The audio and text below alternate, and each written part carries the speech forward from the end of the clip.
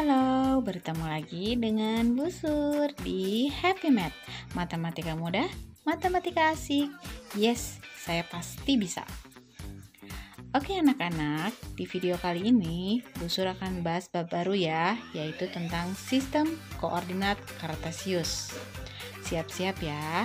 Selanjutnya, di video kali ini akan Bu Sur jelaskan bagaimana itu bidang koordinat, kemudian kuadran pada bidang koordinat, posisi titik dan juga posisi garis pada bidang koordinat Kartesius. Sekarang kita akan bahas tentang atau bagaimana bidang koordinat Kartesius itu digambarkan. Nah, biasanya bidang koordinat Kartesius itu digambarkan pada buku berpetak atau buku kotak-kotak untuk memudahkan kalian ya. Nah, bidang koordinat Kartesius ini untuk yang 2 dimensi terbentuk dari 2 buah garis yang berpotongan tegak lurus ya. Nah, garis tersebut adalah garis yang mendatar atau horizontal yang biasa kita sebut dengan sumbu X atau nama lainnya adalah absis.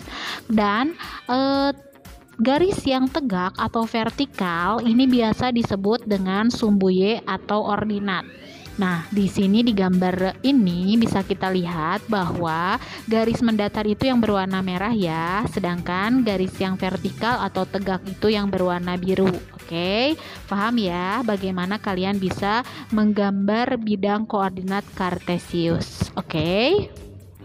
Kemudian pada garis vertikal maupun pada garis horizontal itu ada perpotongannya ya. Nah, perpotongannya itu biasa dijadikan titik acuan, yaitu titik 0,0 ya, nanti untuk menentukan posisi titik. Sedangkan untuk garis pada garis mendatar atau horizontal ke sebelah kanan itu nilainya positif. Jadi ada angka 1, 2, 3, 4, 5, 6 dan seterusnya. Sebaliknya ke sebelah kirinya itu nilainya negatif, ada negatif 1, negatif 2, negatif 3 dan seterusnya. Begitupun untuk garis yang tegak atau vertikal. Jika ke atas itu berarti nilainya positif ya, 1, 2, 3 dan seterusnya. Sedangkan ke bawahnya berarti negatif. Nah, itu nanti untuk menentukan posisi titik di pembahasan kita selanjutnya. Paham ya sampai sini? Selanjutnya kita akan bahas tentang kuadran ya. Apa sih kuadran itu? Kuadran itu adalah pembagian wilayah atau daerah ya pada bidang koordinat Kartesius. Kalau kalian perhatikan di gambar, jadi bidang koordinat Kartesius itu dibagi menjadi 4 kuadran. Ada kuadran 1, kuadran 2, kuadran 3, dan kuadran 4. Nah, coba kalian perhatikan bagaimana nilai X dan Y-nya. Di kuadran 1 kita bisa perhatikan bahwa nilai X pada kuadran 1 itu positif, begitupun nilai Y-nya positif ya, karena ke kanan dan ke atas. Kemudian pada kuadran 2 kita bisa perhatikan juga di situ nilai X-nya negatif, sedangkan nilai Y-nya positif. Dan di kuadran 3 keduanya negatif, baik itu nilai X-nya maupun nilai Y-nya. Di kuadran 4 kita bisa perhatikan bahwa nilai X-nya positif dan nilai Y-nya negatif.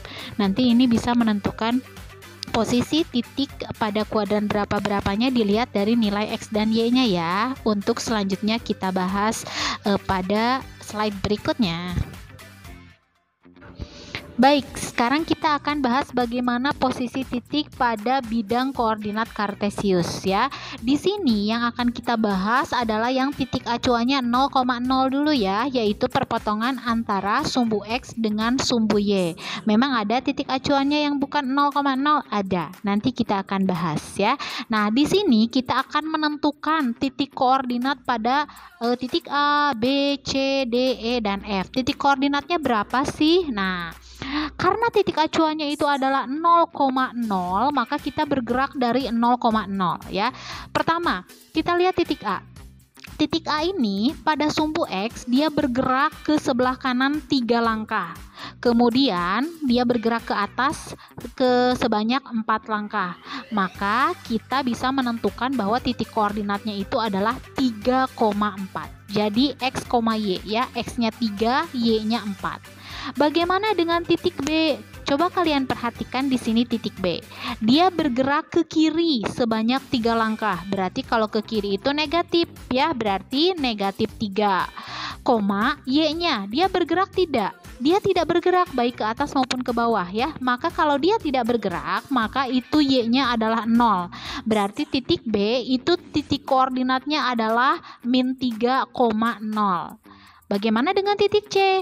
Titik C itu bergeraknya ke kiri 5 langkah, berarti -5, kemudian ke atas 3 langkah, jadi 3 ya untuk ordinatnya atau Y-nya. Berarti titiknya -5,3. Sedangkan untuk titik D itu berarti bergerak ke kiri 6, ke bawah 2, berarti -6,2.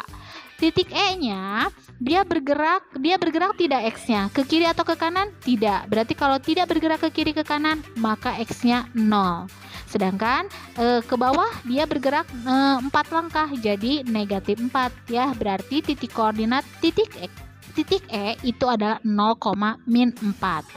Dan terakhir untuk titik F berarti dia bergerak ke kanan 3 langkah, ke bawah 5 langkah. Berarti dia titik koordinatnya adalah 3,-5. Seperti itu ya kalau titik acuannya adalah 0,0. Paham ya sampai sini? Nah, sekarang bagaimana posisi titik bila titik acuannya itu bukan 0,0 tapi A, B. Misalkan titiknya ditentukan ya. Nah, di sini digambar diketahui ada titik P, Q, dan R dengan titik koordinat masing-masing tentunya ya. Nah, pertanyaannya adalah tentukan koordinat titik Q dan R terhadap P. Nah, di sini kalau kalian perhatikan titik P itu koordinatnya adalah 3,2 ya. Nah, karena titik P sebagai acuan, maka untuk menentukan koordinat titik Q terhadap P berarti kalian harus bergeraknya dari titik P, bukan dari titik 0,0 lagi. Berarti titik Q terhadap P itu kalian lihat ya, dari P itu bergerak ke mana? Kalau mau ke Q, ke kanan kan? Berarti ke kanan berapa langkah? 2 langkah. Kemudian ke atas 3 langkah. Nah, berarti titik koordinatnya itu adalah 2,3. Titik Q terhadap P ya. Selanjutnya kita akan menentukan titik koordinat titik R ya terhadap titik P. Nah, berarti kita harus bergerak dari titik P nih. Kalau mau ke titik R dari titik P, berarti dia bergeraknya ke mana? Ke kiri atau ke kanan? Ke kiri. Nah, berarti ke kiri itu berapa langkah sih? Kita hitung ya. Dari titik P itu ternyata 6 langkah. Berarti 6 satuan kan ke kiri. Jadi -6. Kemudian dia mau bergerak lagi ke R, berarti ke bawah. Maka kalau ke bawahnya kita hitung tuh ada berapa satuan dari 2 ke -4. Dari 2 ke -4 adalah 6 satuan. Berarti nanti titik koordinatnya adalah -6, -6. Begitu ya. Berikutnya kita akan membahas posisi garis pada bidang koordinat kartesius. Coba kalian perhatikan garis-garis pada gambar ya. Ada garis K1, K2, K3, M1, M2, dan M3. Nah, pada gambar tersebut kita dapat menyimpulkan ada beberapa garis yang sejajar dengan sumbu koordinat, baik itu sumbu X maupun sumbu Y. Yang mana sajakah itu? Yang sejajar dengan sumbu X, berarti dia memiliki jarak yang sama terhadap sumbu X ya. Nah, berarti di sini yang sejajar dengan sumbu X adalah K1, K2, dan K3 ya, yaitu garis K1, garis K2, dan garis K3. Garis K1 memiliki jarak 3 satuan, semuanya 3 kan ya, semua titik pada garis K1 itu jaraknya 3, sehingga K1 itu sejajar dengan sumbu X. Begitupun dengan sumbu Y, yang sejajar dengan sumbu Y itu adalah garis M1, M2, dan M3. Nah, sedangkan garis tegak lurus sumbu koordinat berarti yang tegak lurus ya. Jadi yang memotong tegak lurus. Tegak lurus dengan sumbu X itu adalah garis M1, M2, dan M3. Serta yang tegak lurus dengan sumbu Y itu adalah garis K1, K2, dan K3. Dari sini dapat kalian simpulkan bahwa ketika garis itu sejajar dengan sumbu X, maka dia akan tegak lurus dengan sumbu Y. Dan sebaliknya, ketika garis itu sejajar dengan sumbu Y, maka dia akan tegak lurus dengan sumbu X. Ya, begitu ya, mudah bukan? Berikutnya adalah posisi garis yang berpotongan dengan sumbu X dan juga dengan sumbu Y. Jika kalian perhatikan gambar, di situ ada garis N1 dan juga N2. Kalian perhatikan di situ bahwa garis tersebut berpotongan, baik N1 maupun N2 itu berpotongan dengan sumbu X dan juga sumbu Y, tetapi tidak tegak lurus. Ini artinya posisi garis tersebut berpotongan dengan sumbu X dan sumbu Y, ya. Itulah posisi garis yang ada pada atau terletak pada bidang koordinat kartesius.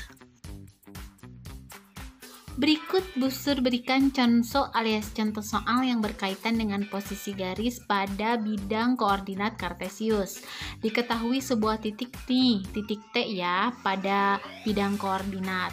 Pertanyaannya adalah apakah ada garis yang melalui titik T yang tidak sejajar dengan sumbu X dan tidak sejajar juga dengan sumbu Y?